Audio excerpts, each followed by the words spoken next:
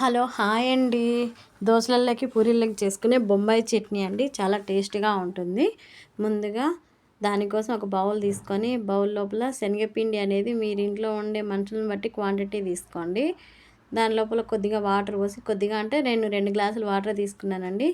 మీరు పిండిని బట్టి వాటర్ తీసుకోండి. మరీ లిక్విడ్ కాకుండా మరీ గట్టిగా కాకుండా పిండిని చూసుకొని కలుపుకోండి. ఉండలు కట్టకుండా పిండిని బాగా కలుపుకోండి. తర్వాత ఒక ప్యాన్ పెట్టుకొని ప్యాన్ అనేది హీట్ ఎక్కినాక కొద్దిగా ఆయిల్ వేసుకోండి. కొద్దిగా అంటే 2 టేబుల్ స్పూన్ల ఆయిల్ వేసుకోండి. తర్వాత ఆవాలు జీలకర్ర వేసుకొని ఆవాలు చిటపటలాడిన తర్వాత 3 ఆనియన్స్ తీసుకోండి. ఆనియన్స్ అనేవి కొద్దిగా ఎక్కువ వేసుకుంటేనే చట్నీ అనేది బాగుంటుందండి.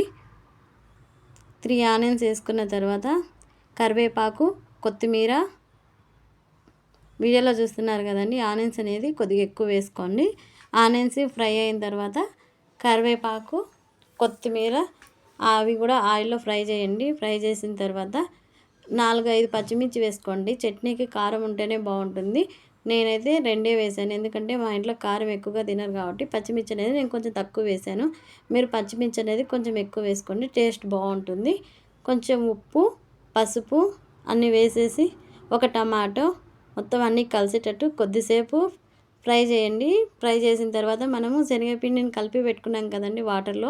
ఆ మిశ్రమాన్ని కూడా ఆయిల్లో వేసి కొద్దిసేపు మూత పెట్టి ఉడికించండి. ఒక 4 నిమిషాలు అనేది బాగా ఉడకాలండి పిండి అనేది. మూత పెట్టి ఉడికించిన తర్వాత 2 నిమిషాలకు ఒకసారి చెక్ చేసుకుంటూ ఉండాలండి. అడుగంటుతుంది లేకపోతే. 4, 5 నిమిషాలకల్లా చట్నీ అనేది మంచిగా ఉడికిపోతుంది. మరీ గట్టిగా కాకుండా కొద్దిగా లిక్విడ్గా ఉన్నప్పుడే చట్నీ ఆపేసుకుంటే బాగుంటుందండి. చాలా సింపుల్గా ఈ చట్నీ అయిపోతుంది. టేస్ట్ కూడా చాలా బాగుంటుందండి.